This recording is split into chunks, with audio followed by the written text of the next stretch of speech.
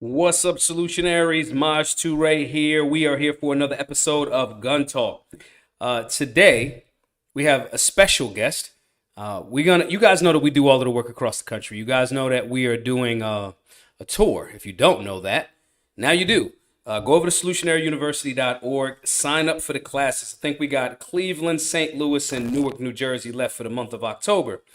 But when we're doing these different cities, we like to have somebody from the ranges and or the instructors and stuff like that with folks that we 100% are in bed with, for lack of a better term. We're doing some good work together, and it's very important that we communicate and let folks know that these are regular everyday Americans that are making themselves available to make sure that this work is being done. And it's always good to highlight. Y'all know, I travel around, I see a bunch of, we go to the famous people, we do all of this other stuff. But in my experience around this country a bunch of times, it's not the famous people that make America move. It's just not. It's just, I know some of y'all might not want to hear that because you like LeBron or whoever you like, but the everyday American that's working, that's putting food on the table, that's running a small business, that's training folks to actually defend themselves or strengthen whatever values they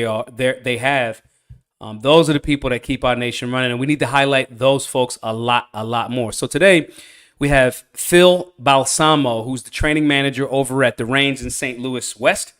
We will be there Saturday, October the 26th.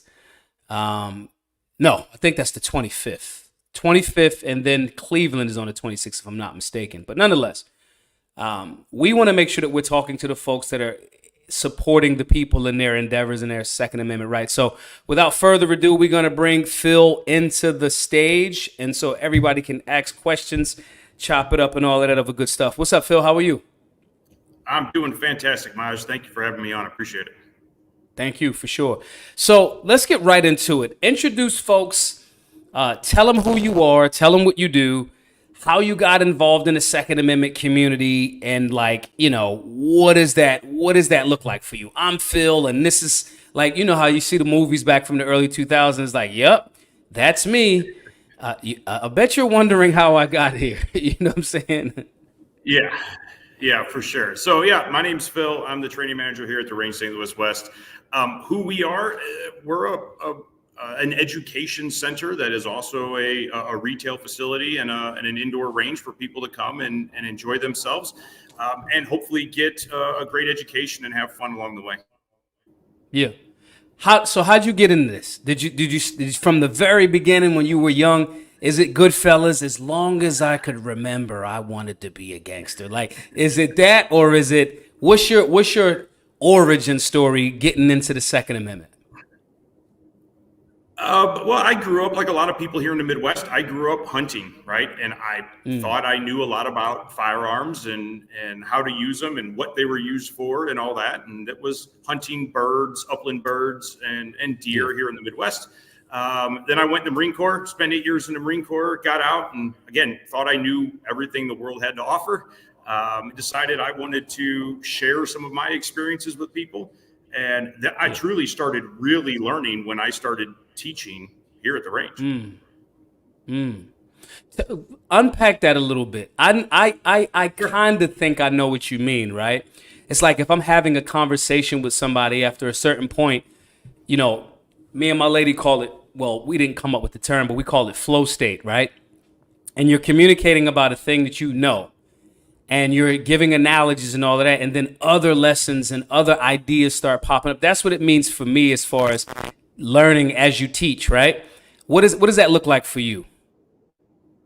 Oh, it's very much the same. I tell people every day in classes that I am constantly learning. I'm learning from my students, either at base level classes or upper level classes, from the questions they have, the concerns they have. I'm constantly feeding off of them and hopefully feeding information to them as well. I learn new stuff every day in this world, for sure. So having those beginners, because Black Guns Matter, we got to focus on beginners, right? Because it's our belief that we got to get new blood in that muscle. We need new blood, oxygenated blood pumping to get that muscle pumping. and seeing that and learning those things, because some of it might be a cultural perspective. You're like, I never thought of it that way. What are some of the areas that you see some of those misconceptions, like that beginner or even that mid to higher level student or somebody that you're engaging with? What are some of those misconceptions, maybe about like the Second Amendment, and or people that are like maybe anti-gun? Might not even be a student, but or it might be somebody that's a student but they're reluctant. What do you see as some of those biggest misconceptions? I mean, truly, I think the biggest misconceptions is just how scary the tool is, right? The firearm in this case. Um, when you don't have the education, when you don't really know all you know, right? And that these things are scary and they hurt people and they randomly just go off and everything, everything's chaos around them. And that's not true. I get the biggest kick out of when I have students in class who don't want to be here, who are scared to walk in the door, whether that's because of the firearms that are on the wall, or they think they're going to see one today or handle one, or let alone hear one go off, they have one go off in their hand.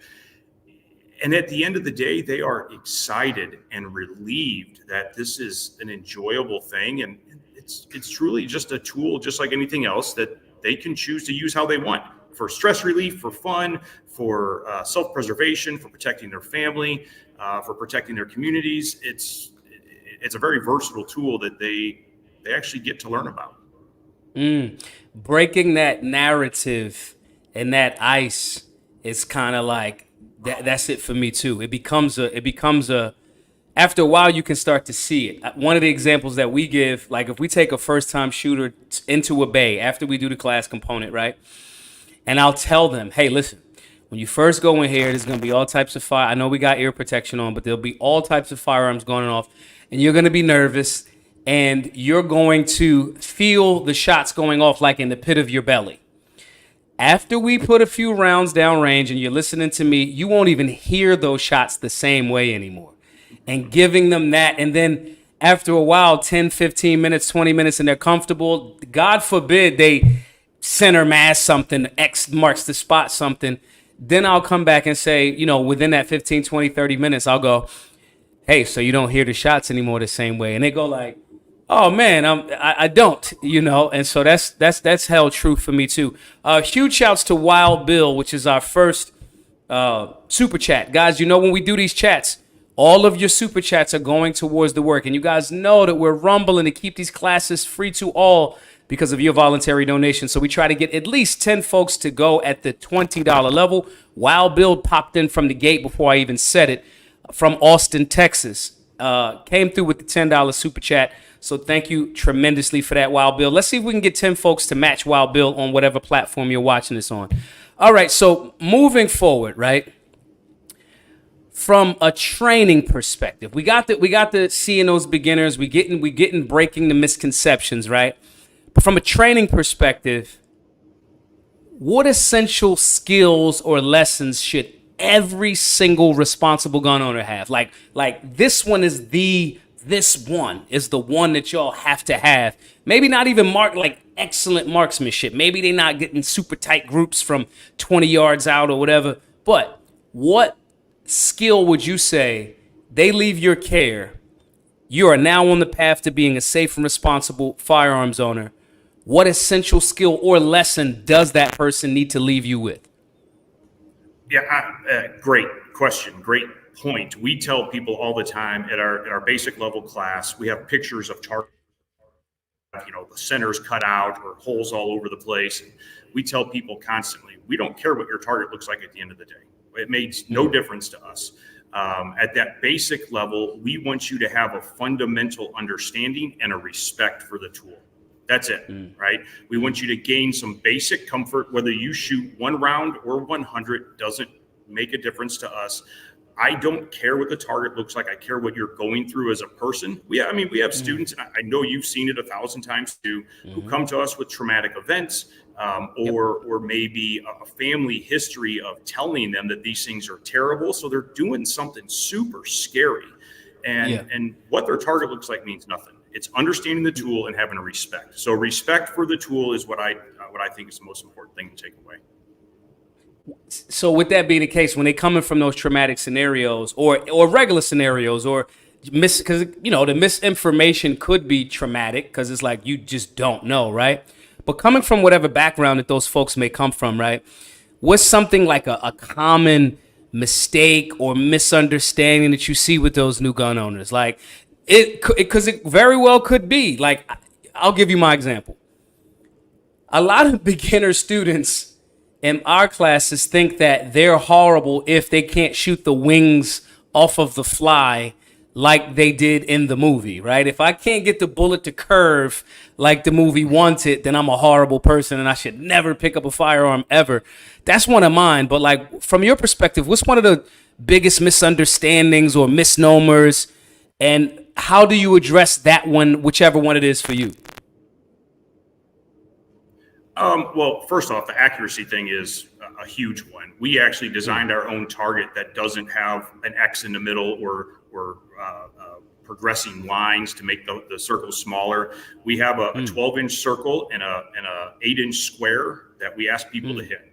We talk about acceptable levels of accuracy for a given task at a given distance and so on, because we would find people that'd be shooting great but they're not hitting the X, so they're super frustrated.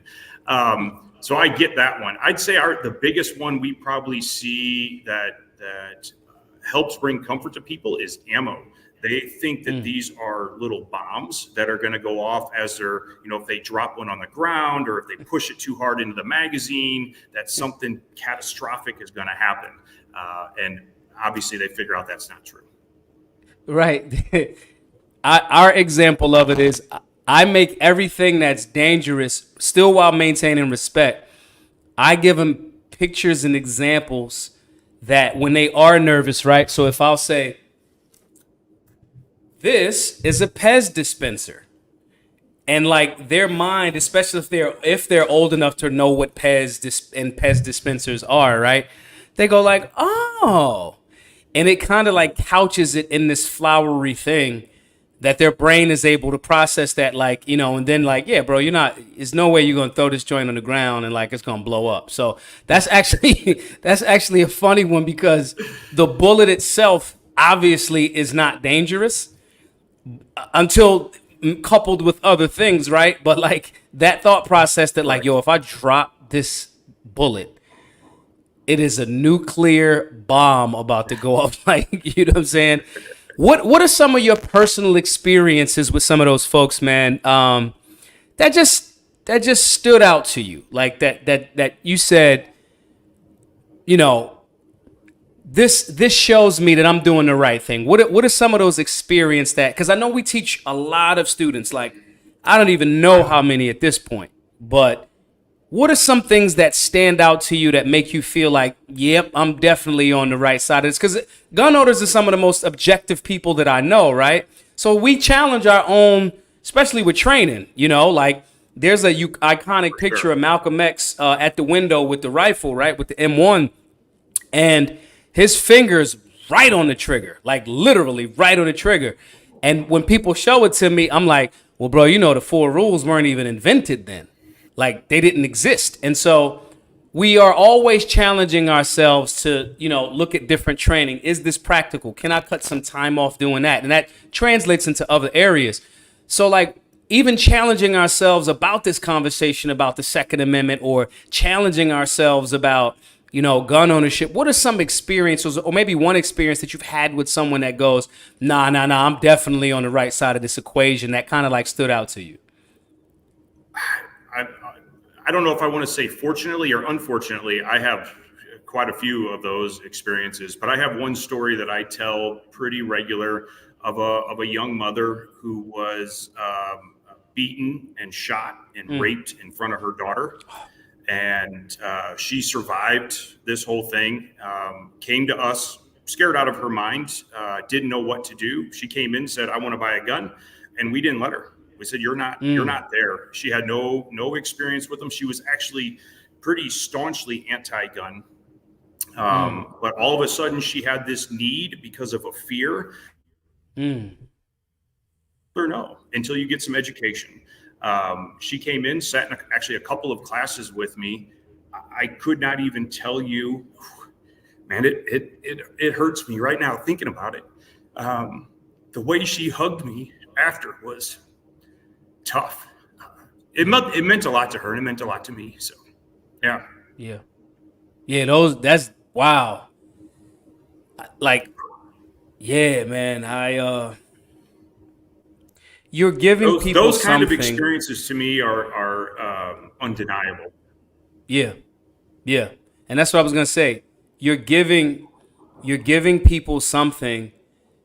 You're turning a tool into, almost in a good way, a talisman and a tool of protection as opposed to a tool of fear.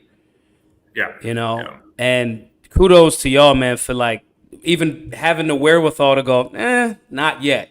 Because that person, to the folks that may not understand some of the layered context there, you're talking about someone that is potentially going to be on a revenge, rightfully so. I understand the thought process, a revenge Oh yeah, absolutely. rampage. Wow. That's wild. I didn't expect that, man. Me either. So thanks for that. Yeah, right. That actually is a good segue into the next question, man. Like, we're in a political climate right now that is politicizing the firearm maybe more than using it as hey, this is a tool for defense, right? So given that extreme, highly and definitely not as serious as what that, young woman went through, but it's still a highly polarized time, right? Do you see that growing disconnect between policymakers not having that understanding of what you experienced with that young lady, right? Like that's an everyday reality, or maybe not every day, because there's fortunately that's not an everyday occurrence, which makes it so, like disheartening. But do you see, with this current political climate and firearms being used as this polarized political tool, do you think that that's growing a disconnect, or not enough of those stories being told so those policymakers get it, or from your perspective, just they don't care about that young lady? Man, I'd hate to sound so cold to say they don't care, but I don't think that I think they truly care. They don't want to see people get hurt. However, they really don't understand what they're trying to make policies against, because that's what they're doing. That same young lady actually used the firearm in defense of her life later, right? What? So that same lady came back to me and said, this is what happened. She ended up drawing her firearm and the bad guy ran away, right? Long story short. But that's what people don't see. So that reported as a successful use of a firearm because all she had to do was display it in the moment, and the bad guy took off. So I think a lot of it is misunderstanding. A lot of it is a lack of education. It's an easy target because it's this easy thing to say, look at the movies and look at the media, and we can show you how bad this thing is. And when they don't have a real education about it, it's easy for people to believe that it's this terrible thing. I'm going to give one more quick story of I got to do a class for a bunch of local judges. We had several that were kind of on the right wing side and several on the left wing side. I had one judge in the class who, like right at the beginning, she says, I simply do not like firearms. I don't like them at all. I thanked her for coming to class and listening to me talk. And at the end of 8 hours, she still wasn't pro-gun, but she understood them a lot more. She didn't have the fear that she had when she walked in. And that, to me, was a huge win, just for her being open-minded enough to come in and experience us being a community. Was awesome. And I truly believe she left with a totally different respect for that thing that she often demonized. That's crazy, because having a person in that position changes their perspective of, I remember this one video or something where the guy was saying, well, if somebody's chasing you in your home, you should run upstairs and jump out of the window instead of shooting them. Basically arguing the whole like duty to retreat type of conversation, for lack of a better term. I know there's nuance. And having that person kind of go, wait a minute, as a judge that might make a decision on something like a stand your ground and or a duty to retreat situation, that might change that outcome and that perspective. That person goes, wait a minute, so the person ran, you chased them, and you were in their house. That changes that the person that maybe have used that firearm in a defensive gun usage, it might give them some freedom. You know what I'm saying? Like, it could be subtle things like that. Absolutely. Are there? Y'all are in St. Louis. Are there? Yes, sir. I'm in Philly. There's a clear distinction between Philadelphia and its application of the supreme law of the land, the Second Amendment, and even our own Pennsylvania State Constitution. Article 1, Section 21 says, the right of the people to keep and bear arms shall not be questioned. That's our state constitution. But Philadelphia, city of the first class, they had tried to do the whole like, well, there's more of us than any other city in the state, so we'll try to make our own rules. Is it similar for you in gun culture and laws between St. Louis and the rest of Missouri? Because I don't know if people know it or not, St. Louis get busy with the violence. Like, St. Louis is not like a game, like, at all. So do you notice that turning into, is maybe one of the reasons why some of those judges are like, hey, absolutely not, right? Do you notice that difference in St. Louis in relation to the rest of Missouri? For sure. We have an absolute divide between St. Louis City proper and St. Louis County even. Missouri in general is very pro-2A state. We have a couple of cities, St. Louis City being one of them, that is not pro-2A at all. And they try to do everything they can to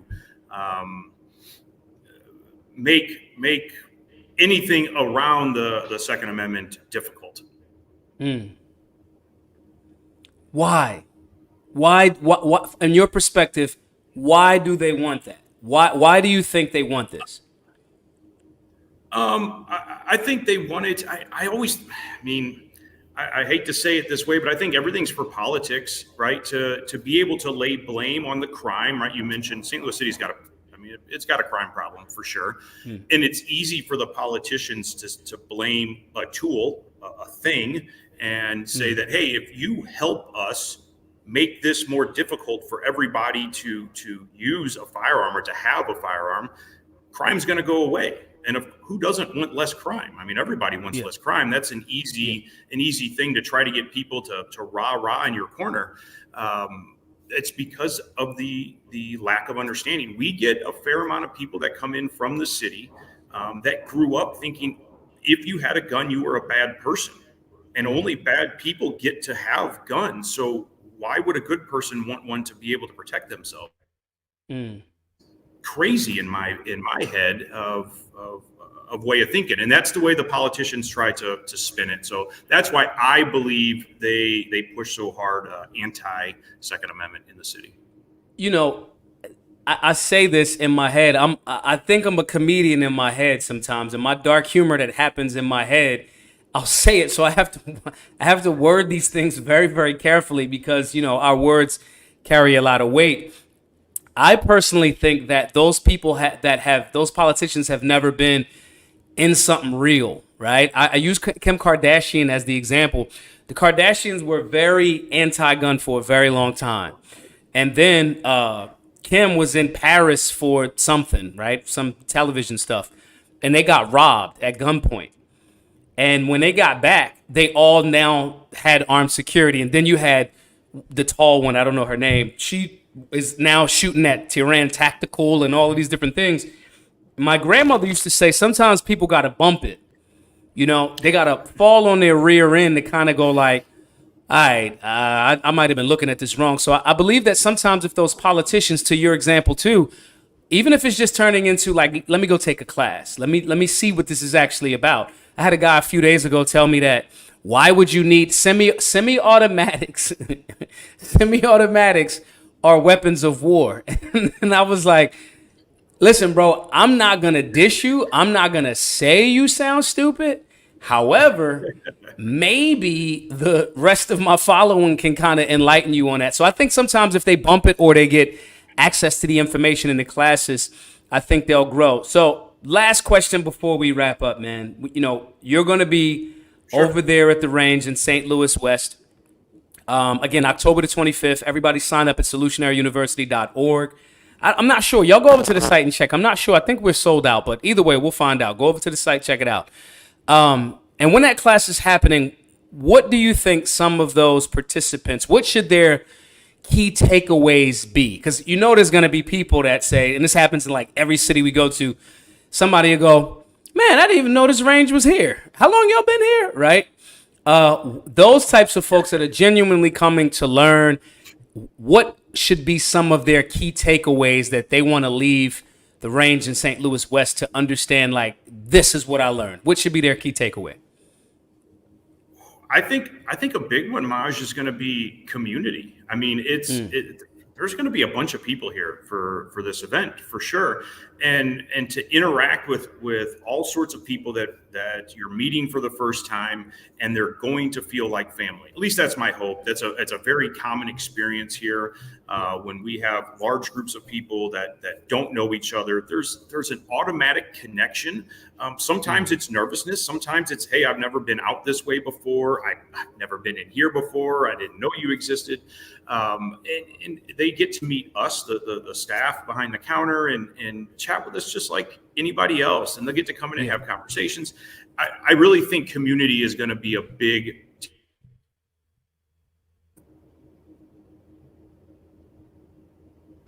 You there?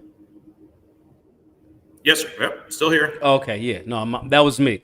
Community. That's the word. I love that word because then it's very difficult to trick the community when you've had these experiences with people that, wait, television told me that these dudes were evil. Television told me that the gun was going to get up and float in the air and make me like a villain as soon as I, put my hands on it. So I like that word. I like that. I don't think I've ever had anybody use that word to explain it.